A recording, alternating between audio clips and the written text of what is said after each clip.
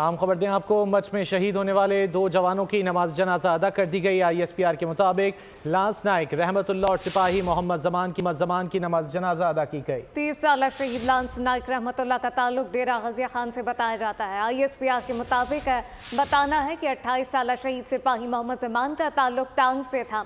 ISPR दोनों शोहदा की नमाज जनाजा FC बलूचिस्तान नॉर्थ हेडक्वार्टर में अदा कर दी गई है। नुमाइंदा खुसूसी सलमान नवान हमारे साथ मौजूद है। सलमान, आगाह कीजिएगा।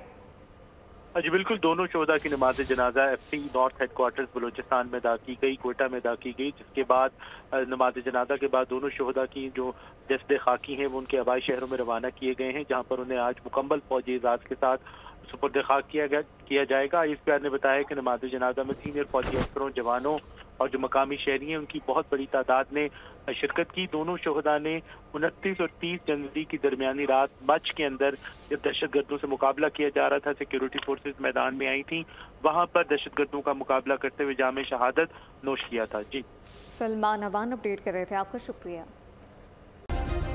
सब्सक्राइब करें और बेल दबाएं ताकि कोई खबर रह न जाए।